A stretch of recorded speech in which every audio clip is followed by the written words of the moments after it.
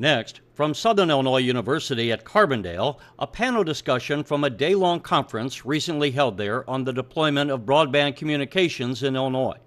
This discussion covers the challenges and opportunities that might result from increased broadband deployment in the areas of higher education, business, and economic development. This runs about 55 minutes. Well, we found that the discussion was more complicated than we actually thought it would be in the beginning, I think. And in terms of what did we most want to learn today, we talked about how do we start the discussions? Who should be at the table? Should it be superintendents? When we're talking about the school district, should it be superintendents or tech directors, principals, or all of those individuals? And how do we bring everyone together? Should we focus around a community of interest, or make sure that we have representation? And so there were a lot of questions about how we bring everyone together, and that seemed to be what we wanted to learn today. Our discussions kind of got centered around the systematic model that Charles talked about. And then we got off into distance learning, and then there were issues brought up around technology and the boxes and wires in order to bring about this transformational new education. So we had really good discussion, but it was going in all different directions, I would say. And in the end, we had more questions than answers. But in response to the last question, what is your greatest need? We said our greatest need, if we're going to effect this change for our students and prepare them for college and career, for the world that they will live in, our greatest need is broadband width. And then I guess I would just finish, finish by saying that we all agreed that we wanted to meet, have more discussions, and collaborate so that we could really realize the goal of trying to have a systematic model in Southern Illinois. So. Thank you. She captured it very well there. Thank you, Donna. Excellent. May I just ask a question, Donna? So in terms of education and next steps, how would an E-team in Southern Illinois best serve the needs of the educational community? What kinds of things could a mobilized resource best help based on your sense of your discussion there? Well, I think what we talked about it and agreed upon is that we need to have the vision first. So we really need to bring people together, all of our stakeholders, our providers, our board, everyone needs to, at our school districts, we need to come to the table and create a vision of what that systematic model might look like, and then try to implement that in some way. And we all agreed that it probably would not be as widespread in the beginning as we would hope in the end, but we could start with what we're trying to achieve, what that systematic model will look like, and then try to engage the schools to say this is how we would do it. This is how we would implement technology using the broadband to make transformational education for our students. So get some ideas together first. Yeah, by convening. Exactly, and Kathy's going to follow up on that. That we're going to try to convene another meeting so that we can talk more. I think Charles said it this morning. He said, "Keep talking." So that's okay. What we would do. All right. So Deborah Seal and Kathy, who wants to go first on the? Go ahead. Sorry, Deborah. No, that's fine. Our group had about 7 items that I captured, and please speak up if I leave any of the items out. But we talked about needing to stay on top, particularly for those wireless service providers, telecommunication service providers, staying on top of the new second generation HIPAA regulation for wireless so that the wireless providers could be ready whenever those policies and procedures are written. We talked a little bit about the need to educate physicians and physicians' offices in how to use electronic health records so that whenever the patient's there, they actually can bring up the records in a timely and knowledgeable way. And so I think we had a couple of personal experiences shared where they went into a doctor's office, and that was very much of a disorganized process, and it was clear that the office was still struggling with how to effectively use those records and whose roles and responsibilities those were.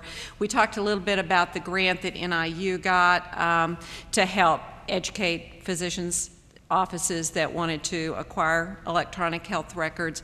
So that's out there, but having them being willing to contact those resources seemed to be a bit of a challenge too. So maybe there needs to be some outreach or discussion around how you really help these offices, and is the training that's being provided through the regional extension centers really what they need. We had some interest in home applications. There's someone who's built some housing development on a broadband fiber path, and so how can you have some smart homes that have healthcare benefits? And we brainstormed that a little bit, and I think that may be an area where we need to give increasing attention, as if you do have broadband to the homes, how does healthcare fit into that, and how can people benefit from it? We talked about the need to identify providers that want, healthcare providers that want to provide telemedicine services, and I think that's been an ongoing issue.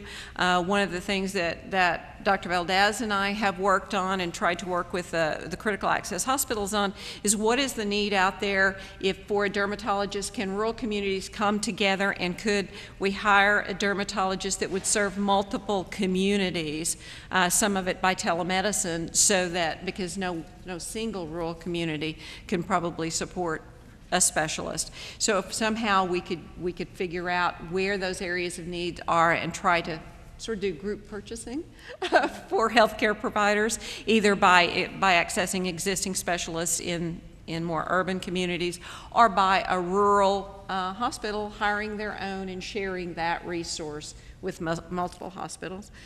So we need to understand what providers are willing and ready to provide telemedicine services, and then figure out new models for how to pool provider services to meet rural needs.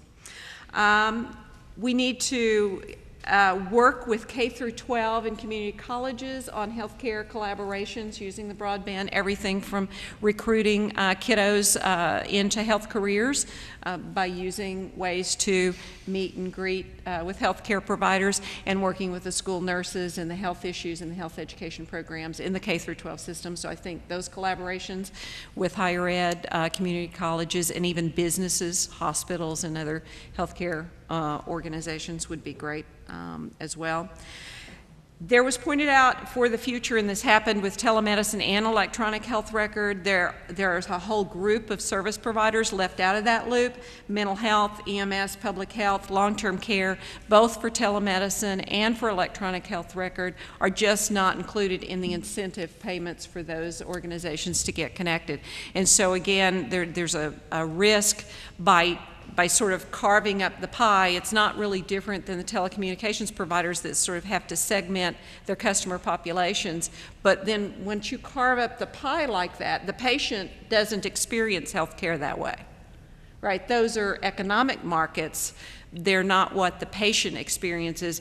I want to know that my health care provider, my mental health care provider, my eye doctor, my dentist, all understand my health care condition and can talk to each other, and they know where what's your shots? You get your shots, you get your vaccinations, what my vaccination records are if I go to public health to do that. So there really needs to be a crosswalk with that, and there's not. And I think that's just because the problem's so big, you have to start somewhere. So they said they'll start with doctors' offices and the hospitals. That makes a lot of sense from a pragmatic deployment standpoint, but not from an individual patient standpoint. And so I think those other agencies wanted to make sure that we knew and remembered that they're left out of that connectivity link in many of these projects. Deborah, let me ask, Was there any discussion in your group about either the role of the Illinois Rural Health Net or the role that providers will play working with Clearwave or with Shawnee or other telecommunications providers in the southern Illinois region? Well, we certainly talked some about what Illinois Rural Health Net and Clearwave and Shawnee are doing. I don't think we had a clear idea of actually what their points are in terms of I think it would be helpful to figure out among those three. I think Southern Illinois is going to see a lot more connectivity, but we don't have a picture of who's in and out at a global level. In other words, IRHN's going to hit some people, Clearwave's going to hit some organizations, and Shawnee is. It'd be nice to have a global picture of who's really in, and then we'd know who's out. I mean, we pretty well know public health's not included in that. Well, Ray, is there any strategy on the part of Clearwave as you reach out to anchor institutions to say, oh, here's the way we want to reach out to healthcare institutions? Mike Phelan and our marketing group have been reaching out to all the anchor institutions and getting them contracted. So, I mean, we've been taking it more on we want to get face-to-face with the individual anchor institutions and talk to the people that are there to be able to assess, what is their bandwidth needs, sort of confirm they do want, the increased bandwidth and show them what's available. And if they are interested, work through the logistics of, where do you want it coming in at, right. All of those types of things. So, yeah, we're working with that and trying to coordinate with Illinois Rural Health Net. There's there'll be some same institutions that'll be served, but they may be able to get certain things from the Illinois Rural Health Net that they wouldn't get just from a pure bandwidth connection right. to the internet. So we're trying to coordinate all that type of stuff. But one key, it seems natural, is to know the people in the medical world are familiar with what's available through either of these services or the Illinois Rural Health. And it can be confusing to healthcare providers, right, to figure out, well, I hear from Clearwave and I hear from IRHN and I'm... As well as other providers, right? Yeah, and then other providers, and I'm overwhelmed, it's already intimidating, and that sort of thing. And one of the other things that we talked about last year or two is for these anchor institutions, who's going to do that outreach if they can be sort of that local node for their county. So you're going to hospital Z, let's say. What about the physician's offices? What about the health departments? Can they then connect back to the local hospital and take that as a pathway out through the broadband? And I think that's one way to sort of leverage those funds. But how are you going to work those models? I don't know, maybe Doug has, or somebody else has something to say about that. Ray, have y'all talked about that? In other words, if they're an anchor institution like in a mall, you've got this infrastructure for the mall, and these are sort of your anchors, but you've got a lot of smaller businesses in between that are taking advantage of that infrastructure, the mall itself, and the parking lot and all that. So I think the idea was if a hospital's connected to the broadband, that then they could be that source for getting connected to the smaller. Ray, let me chime in. I'm Doug Power of the Illinois Rural Health Net. Yeah, you're right, Deborah, and Deborah was very much involved with the beginning of the Illinois Rural Health Net. In the Illinois Rural Health Net, when we essentially sign a contract with the hospital can serve as a node. We don't have funding to connect to all the physicians' offices or our clinic, but if the hospital can arrange for that to either a physician's office or a clinic or what have you, then those physicians' offices and clinics are welcome to come through the hospital node and then can use the Illinois Rural Health bandwidth, without any additional cost. So that, and you're right, there has been confusion in Southern Illinois, and we've, Ray and Mike Phelan and I have been, and Alan Krause have been working, and we're doing a session June 22nd at the Holiday Inn in Mount Vernon at 10 a.m., specifically directed at hospitals in southern Illinois. That's June 22nd at 10 a.m. at the Holiday Inn in Mount Vernon. And Mike Phelan will be attending. We've got Dr. Charles Neal. Doug, get that notice to us, and we'll put it on Broadband Illinois. Great, because we've got a section for those those types of announcements about bidding events and so forth. Great. The last thing I just want to say is we've been working closely with Clearwave.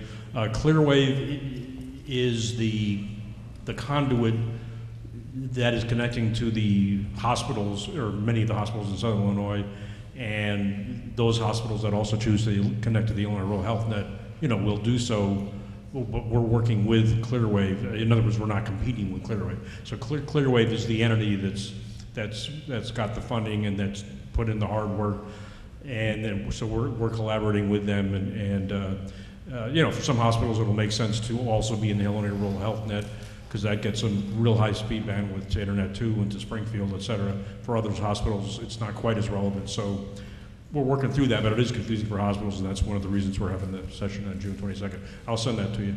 Thank you. Yeah. Did you have a final thought on there? With that info, if I can just add, Please. maybe one recommendation would be, because I think that's a gap, Doug just identified a gap, there's an opportunity that the hospitals can serve as a node. And that private physician offices as well, private physician offices, public health departments, mental health agencies, those that have been left out.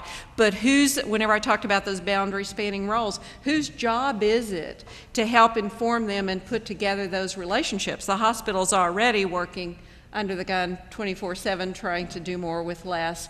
Yeah. So who is going to be that linking organization? So maybe the E-teams can help facilitate that, or that might be one idea, is if there's an opportunity there to really help people, but there needs to be some communication and education. All right, absolutely. Thanks. Let's move on to our last report before we go to the panel fully on the economic development reactions. Grant. My apologies to the large group that we had. I was multitasking at the time, and my notes are brief, so I'm going to be very brief. We had a wonderful introduction of all those in the economic development session, and I think the number one takeaway that I might paraphrase for a couple of folks who spoke about it was the need to better understand how to communicate to different communities, cities, towns, economic development partners, the power and impact and importance of broadband and its utilization to help economic development and growth. We had that mentioned in a couple of different ways. Another point that came forward that I thought was excellent, we had a sort of a hybrid, you might say, of all those who are touching local economic development in rural areas, from county extension folks, individuals representing the economic development division of the USDA, the opportunity for local economic development folks, a good collaborative presentation discussion from a representative of the electric cooperatives that are now using broadband connectivity to improve energy efficiency, and the list went on. So I think, Drew, the point that I would share is from that group, the question or the need was, how do we continue this communication, understanding what is available, and then how, in a sense, to sell that or communicate those assets that are broadband-based, what it's going to do to help my community, my small business, the economic development, existing activities. What can it do to augment those? I think that's what came out of our discussion. And I'm happy to have anybody else who wants to comment on that do so. Great. Well, let's actually give Kathy some time, and then we'll open it up broadly here. Kathy Lively, of course, is CEO of Mantricon and Executive Director of Connect SI. She holds 2 degrees from Southern Illinois University, Carbondale, and has extensive experience in education and workforce development. That's enough. That's enough. Come on. She makes her home in Heron, Illinois, and she's very involved in all kinds of activities, including the Delta Regional Authority Advanced Leaders Program. And her LEAD SI program is really, really dynamic in the way it brings sort of leadership together with technology. So I hope you'll indulge me for those remarks, Kathy, and we really want to hear your perspective on Connect SI and how it got where it is now. Thank you, Drew. The only part of that introduction that I'm totally 100% responsible for is I live in Heron. The rest of it, the rest of Connect SI is really an uncomfortable situation today because I'm privileged to be the face of Connect SI many times in meetings, but you all out there know you are Connect SI. It's our community college partners, our university partners, U of I Extension, regional planning commissions, economic development partners, K-12 system, tech provider. All of you are the face of Connect SI, and it's only through all of us that we're going to make the transformational changes that need to happen in Southern Illinois. So every time that today Connect SI has been mentioned, please know it's about you. It's about the commitments you've already made and the commitments you continue to make. I wanted to talk for just a second about a couple of the solutions that are already technology-driven in our region. For several years now, we've been having kind of visioning sessions where we say, in the best of all worlds, no challenges are allowed in the first session. In the best of all worlds, how do we meet the critical shortage of registered nurses in our region? And when we have those visioning sessions, wonderful solutions come up because we're not allowed to discuss challenges. One of the things that's happened in the last 2 years through the help with the Department of Commerce and Economic Opportunity with funding is that 6 community colleges in our lower 20 counties of Southern Illinois, beautiful Southern Illinois, are sharing the same curriculum and sharing master's degree nurses so that we can train more registered nurses. The first class of 31 were all working LPNs, because rarely can LPNs quit their job, their health care benefits, and their salaries to go ahead and get that advanced degree of registered nurse. And yet that's the pipeline shortage that we have. And so I wanted to give you an example of Southern Illinoisans rolling up their sleeves and really thinking about innovative solutions, but this is entirely dependent on technology. All of the LPNs who are working are issued laptops. All of the instruction, the didactic instruction is given online, and some of the clinical instruction is given through simulation labs where they come together. Now, they do practice on real people. I don't want anyone getting concerned. There are clinicals with real patients, but a lot of what happens is driven by technology. There's also a shortage in our region of child psychiatrists, and so there's a great group in Mount Vernon that is telecommuting with the child psychologists out of Washington University and providing child psychiatry services. So when we start to think about technology solutions, no one should believe that that's beyond us here. Nothing is beyond Southern Illinoisans. This is Southern Illinois where people sandbag for communities 3 hours away to save their neighbors from flooding, where people still rebuild homes, where people have cancer drives for people who are ill. With that kind of spirit in Southern Illinois, we can and will take advantage of all this technology. It's the old adage, they've built it with a lot of hope that we will all come and fill that pipe. And that's our role with Connect SI, is to do that. We're going to be fortunate to also be working with Partnership for Connected Illinois with an E-team person. It's going to be fantastic to meld our two visions and our two energies, and I think that's exciting. And we also are very interested in what Mike was talking about earlier. We call it No Child Left Behind, with trying to provide laptops in homes that don't have computers. But if you read the research, what you find out is the majority of people who do not have, or who have access and don't accept it, it's really not about only the computers. It's about not having an understanding of the value that broadband brings to their lives. And so we have our work cut out for us in helping to empower people to understand the difference in their lives with broadband. So I challenge all of us, since we are all responsible for what happens in our beautiful region and in our wonderful state, I challenge all of us to think without boundaries and to really begin to think about technology in all of our solutions for many of the challenges that we have in our region. So, Kathy, two things that I know we've talked about a lot are the importance of regionalism and the importance of thinking like a region. And you know, I'm not sure whether, in fact, I'm sure you've spoken about how there were lots of difficulties at first getting different counties within Southern Illinois to cooperate. Could you speak a little bit about how that regionalism helps in building the case for this kind of broadband investment? Regionalism really, at the heart of regionalism, is the will of each person involved in a situation. There are daily activities in our region that could divide us if we allowed that. There are star centers that happen in one part of our region that make other parts of our region wonder if there's value for them. There are communities that get a site landed that's going to bring a production facility, and many communities who don't. It really is at the heart of looking at everything that happens in a way where you are determined to make it an opportunity for your community also. And I think that determination and that spirit and that will survives in Southern Illinois. I know we've had the privilege of working with some wonderful network providers who are also passionate about what they do. These are not business decisions only.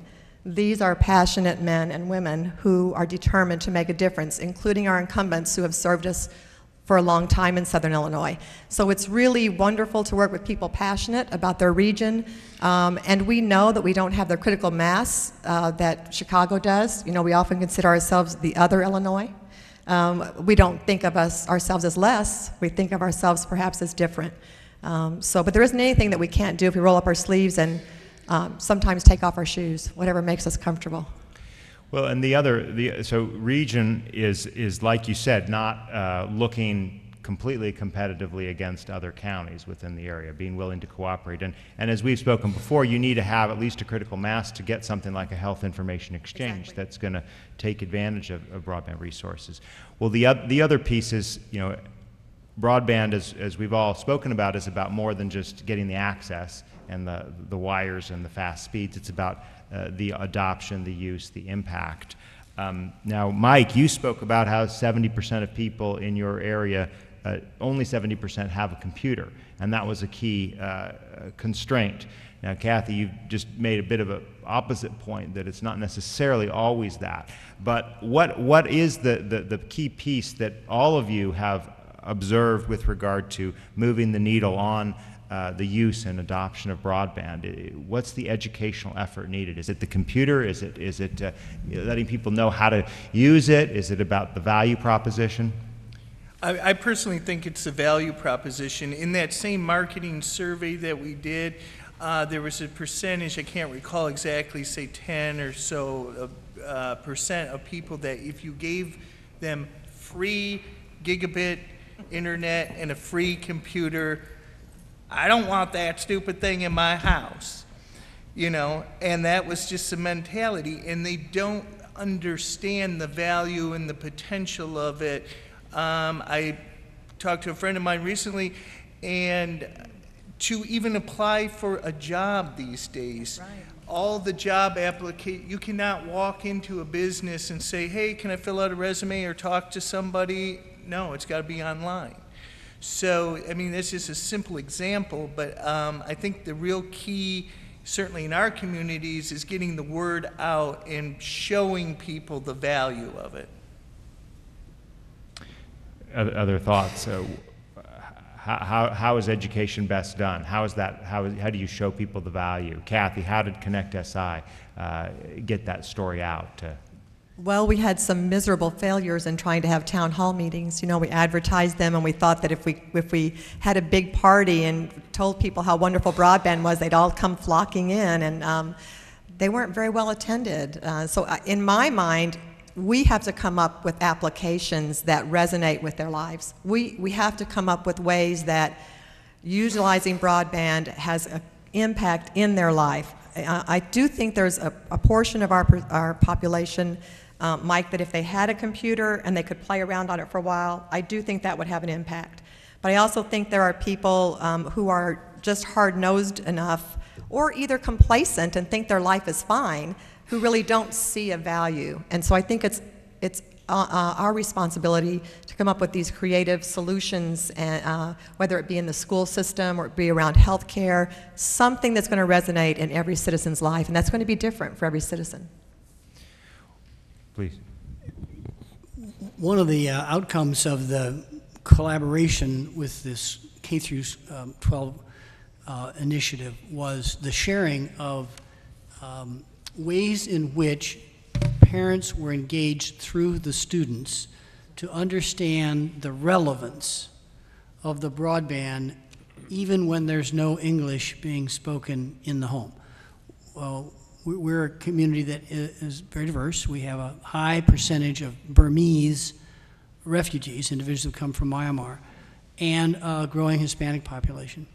So one of the school corporations partnered with two stores, one a Walmart store, to create a kids kiosk for computer access in the Walmart because they were beginning to require all of the parent information and student lesson plans to be accessed online. And then allowing them and encouraging them to pull down YouTube learning videos like the Khan Academy and other initiatives that teachers are using as support systems to handle high numbers of students in a classroom and to handle the diversity of the students in the classroom, where some, even special needs students, were not getting separate attention and would be able to therefore use these online resources to support what unfortunately many very busy, multiple job, single moms unable to spend time with their kids. So this became an inducement, a way, and they had flyers and information, and Walmart gave some prizes and awards for the kids that would come and bring their parents in to use the computer kiosk. And so I just use that as one example. It's really about relevance. Why does this matter to me? What's in it for me? And there is no kind of secret sauce. Each of the programs that we started had a different approach. One I didn't mention, which unfortunately after I left the mayor's office has not continued. We had 50 retired school teachers, firefighters, and public employees who had agreed to be an e-mentor for an hour or more a week as a study buddy for a 6th grader who is located in an urban core area where it might not be convenient for somebody who's retired and lives in the suburbs to regularly visit that person like you would if you were a big brother or big sister. So this became a virtual big brother or big sister. And that induced the families to realize it was beneficial for their kids to be able to get access to their study buddy at home. And now we've shifted that program to another area. But it's finding what makes it relevant to the user. Where we're trying to go in the next 50 minutes here is what the shape, what feedback you would want to have as Partnership for Connected Illinois works with Connect SI on the formation of an E-team. And I think that there's a coherent region here, and we've talked a bit about some of the access issues and now about the usage and adoption issues. We really need to hear your feedback. What are, and keep in mind the questions that we posed for the luncheon. What do you want to learn today about how PCI can assist in this process, and what is your greatest need when it comes to communicating about broadband's role in education or its role in healthcare or how it can play a role in economic development? And we really want to get some discussion, please. I'll make a comment on that one. I mean, I think this kind of speaks to what Kathy was asking about there. I mean, she's exactly right. I'm going to share some experiences I've had in the school systems, but building it, and that's part of our education group at noon too, building it is a challenge, but using it and awareness and what to do with it is a bigger issues to tackle. So yeah, you're just getting awareness out there to the community, but I could give you an example of several years ago, in schools we're doing, some people raise eyebrows here, ISB wanted us to do school community technology plans, which is a good idea. But sometimes we would try to have a meeting, and we'd say, invite the parents and public in, anchor institutions in, say, we're having a meeting about technology planning. The attendance was horrible. Very few would ever show up on that one. But the schools that were successful with it would build it around some other program. If you had it was an add-on, it was a 15, 20-minute thing after the parent open house in the fall, or around the Christmas/holiday concert. some of those things. If you can, so it's going to be multiple. You can find multiple avenues to get it out through the regional offices, through the rural electric newsletter they do. You know, we have multiple avenues, but you're going to have to pick up places that already exist. A lot of it, because just getting them to come additional is going to be tough. And then finding success stories and sharing success stories. But yeah, the E-teams. I think the E-teams are your regional potential there. So if you can get an E-team and then identify key stakeholders as in each of the counties, and I'm sure you already got that, but keep feeding them information to get to their constituents. Are there other thoughts on this? Yes, please. Getting people, it's true for physicians too, and using students, medical students was one way for physicians to get indoctrinated to the technology in a safe environment, right? So using youth is always good. The telehealth program in SIU really grew a lot by deciding that I don't need to sell telemedicine, I need to provide value. And so how can I build programs that people want and need?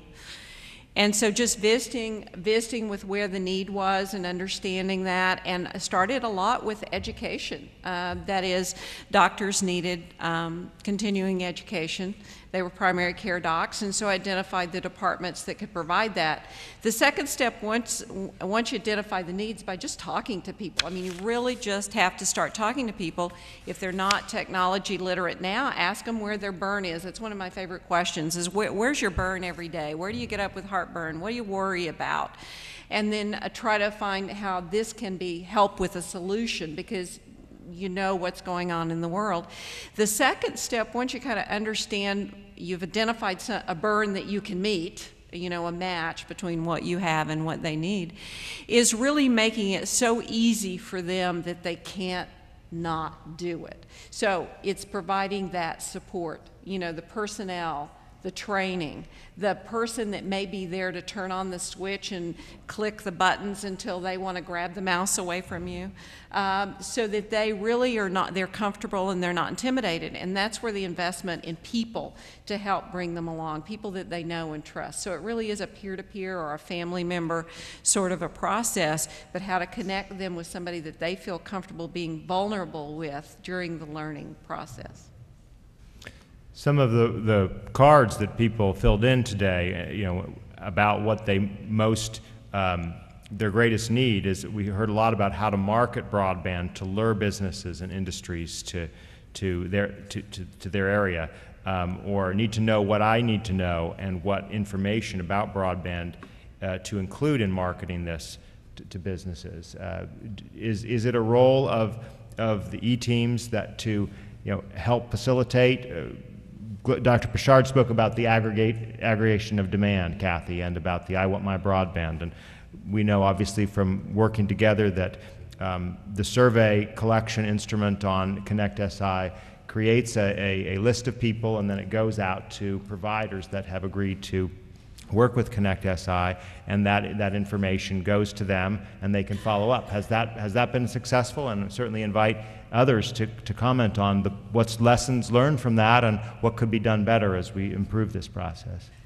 I think overall it's been successful, but I know there are some folks who logged on 2 or 3 years ago that still don't have service, because we still have those pockets of people. Now we're hoping between our projects today and some additional investments that we've heard about today from incumbents that they won't be broadband-less for long, but overall I think it did work, and I do think you have to try to aggregate demand. Maybe we need to replicate that in a way. Maybe we need to have technology showcases, or to make people more comfortable with technology solutions so that they are comfortable. We have some phenomenal economic development people in our region, but I don't know that they feel comfortable, and I'm not comfortable talking about gigabits, megabits. I just know it's great. The bigger the number, the better, right? But I am smart enough to learn about solutions, and I think that a lot of our partners out here would also really appreciate the opportunity to perhaps have some technology showcases, so that they can actually see some technology in use. I think seeing something and taking part in it is better than reading about it for many people. One of the things that we've observed as a best practice that other state broadband initiative organizations are doing is breaking that down. What is this what does 6 megabits mean in terms of what you can do? What does 10 megabits mean? What does 50 megabits mean? And I think that Graham's remarks gave us a better sense of what a gigabit means in terms of what can be done. We still want to keep the discussion going. I would like to, after a few more questions, invite Jeff Eden to come up and describe a little bit about the role that our E-teams have played, for example, in East Central Illinois, and as we're getting them formed in other parts of the state. But let's continue with the questions here. Do you want to ask a question, Matt? Okay. Yeah, please.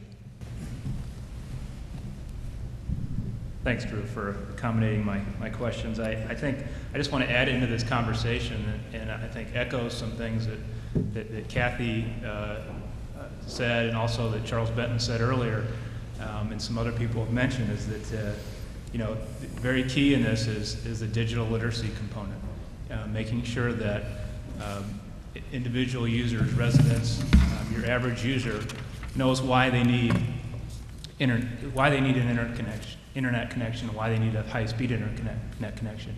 And the same for small businesses, is getting these people educated about why, not so much the speed itself, but about what applications they can use to get there.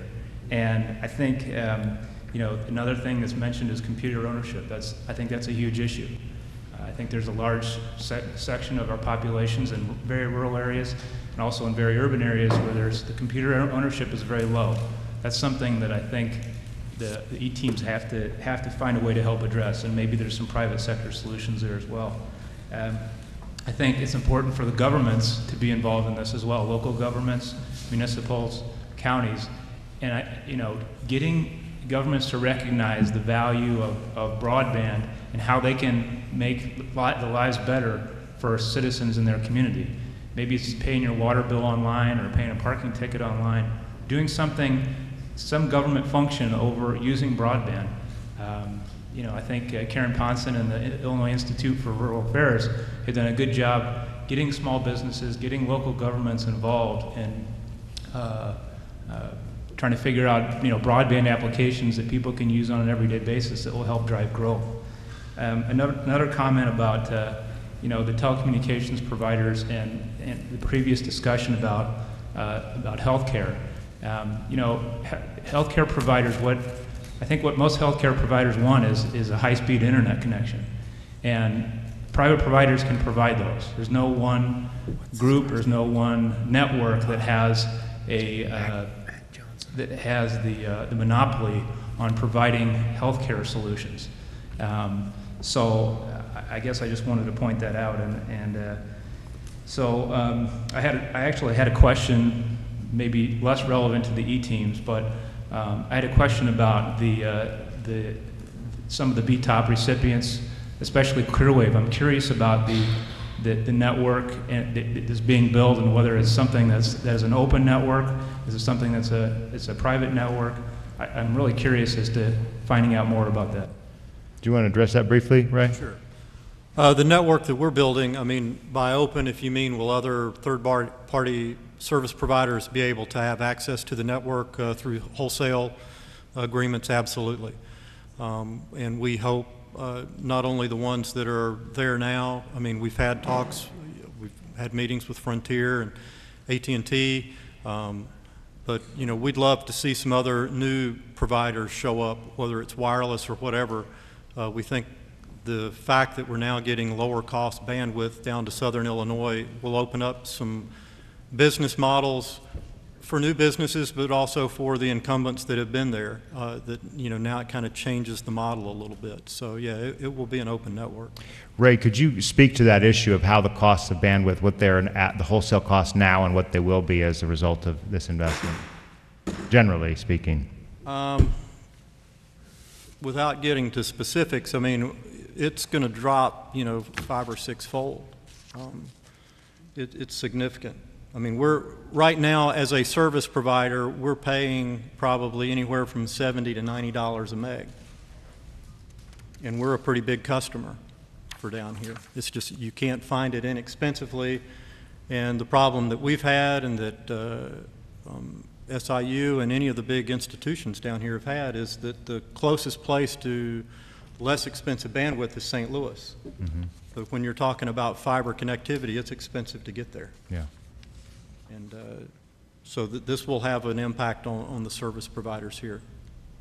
I also had a question for Shawnee Telephone. I'm curious whether, Mike, you think that the model that you used in Southern Illinois could be replicated in other areas, such that you know, the E-teams and maybe PCI can help sort of bridge the gap for other telecommunications providers who want to get fiber to the home or even just higher speed internet to rural areas that may not have it, and truly fill in some of the, I guess, what we call the white spots on the map, where They'd be the red ones here, yeah, or the pink ones, or the orange ones as you go up.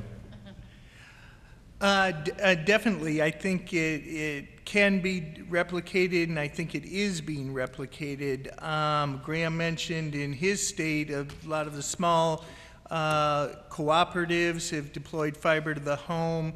You know, it's based on a current model primarily that's driven by the current FCC rules and regulations in their various subparts under rate of return regulation. Of course, it's all being challenged at the FCC and whatnot, but you know, it's definitely sustainable, and it's definitely expensive. It's very capital intensive to build these kind of networks, especially in rural areas. In our service territory, for example, there's less than 4 customers per square mile. So it's extremely rural, and we are a recipient of federal USF funding, and that is certainly one way that makes our model work. But I see it being replicated elsewhere, and I think it will continue to be. Graham, could you also address that issue of how other states, to your knowledge, have started to do this to encourage fiber builds in rural areas? In Dallas at the Broadband Community Summit, I think you may have mentioned my Vantage Point. Is that the name of it? Yes. I was surprised to talk to the CEO of that company, and his company, with over 150 employees, started in a small community 7 or 8 years ago in the Dakotas. I'm not sure. Yeah, Mitchell, South Dakota. Mitchell, South Dakota, thank you. He was telling the story. I didn't get the name of the town. And I found it fascinating that innovation from his perspective is coming from the smallest rural telcos in many cases. And that they're increasingly seeing what I described in Indiana, where 20 members of the Indiana Telecommunications Association that were very small rural telcos banded together in a cooperative method and raised money to build out the middle mile Indiana fiber network, which is a little like what I'm seeing, you know, Clearwave doing, and what then that enables, once that gets to those small rural telcos, they've shared the cost of getting that connectivity that you were talking about to St. Louis, for example, being able to get to Indianapolis, Chicago, other larger cities where there are carrier hotels. There happens to be one up right next to Notre Dame along a railroad line that is one of the major connection points. It's by doing that strategically that allowed Indiana to have a substantial increase, in my estimation, of fiber to the home subscribers versus Illinois. So you all are doing it now, but the fact that a decade ago that was done in Indiana. So Drew, I think that that's a model, and according to the CEO of Vantage Point, that is spreading all over the country among smaller rural telcos who are really faced with what's happening when my copper basically does not provide what my customer, even at 4 households per square mile, demand and want. And I would also say there's another driver that I know anecdotally, and that's the agricultural community. The County Extension Service, which is a Purdue University function in Indiana, has been very effective in communicating and working with those who need bandwidth to support their agriculture or their small business.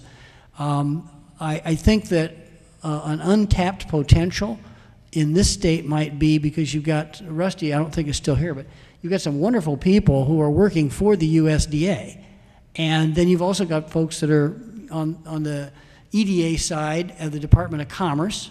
And so a project that I would suggest you might want to look at, Drew, we talked about this before, is pulling together in one room. We were sort of beginning to get that here with the beginnings of an E-team by having individuals who were in the field every day working very hard to create and retain jobs.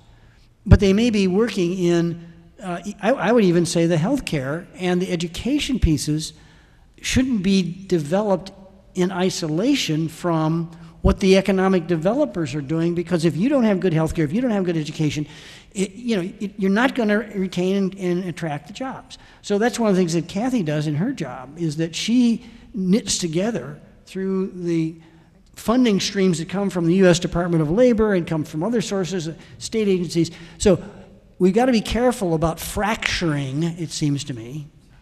It's a little longer answer to the question that Drew asked, but so it's just not about getting the rural telcos to be able to distribute high-speed broadband capability. At the same time, we need to be talking about how the anchor institutions can also be players in rural healthcare, in rural education, in all of those pieces. Let me go a piece farther. We were just talking about libraries and the new role that the libraries, Don Means and I were talking about that, have. And that's a marvelous convening where you have a library or other anchor institutions. That's the place to convene around. And so maybe we ought to be careful about having a silo of healthcare, a silo of education, a silo of economic development. And we ought to try to see if we can't make those teams at least collaboratively building on the success of each other's work. I know there are some restrictions that have been there, and some of us are really working on it. In Indiana, for instance, it was verboten for the FCC rural telehealth dollars to be shared or used, and there are all kinds of arguments about, oh, you've got, privacy issues, and, you can't be used for education, and it can't be used for economic development, and, So we need to kind of keep working our federal and state friends to not let those silos become ossified and just so rigid that you can't leverage that. I mean, to buy off a few strands of fiber or put a little bit more in there when you're building, out a telehealth network, because we just did a project with a local telehealth organization in Fort Wayne. The education component is not, it's probably the most important thing that we're finding, in addition to the wonderful things we heard this morning of doing Da Vinci surgery and remote disease management, and ours was a project on congestive heart failure where we were working in homes. But the education side of that was as crucial as the actual delivery of the remote telehealth initiative. And Graham, that raises, back to the purposes of PCI. We have the threefold mission of providing the information so that we know where the fiber is, where it can be connected. There was discussion about IDOT and the efforts to make sure information about that availability is out there. The access piece and the work we're doing with many public-private partnerships and others throughout the state, and the education, and we can't silo things out. But I think this sets up very nicely Jeff Eden talking about where we are at on the E-teams. This, of course, is our coverage map on the site, but we also have a map of the E-teams either in existence or in formation. So let me give him a few minutes. Come on up here, Jeff.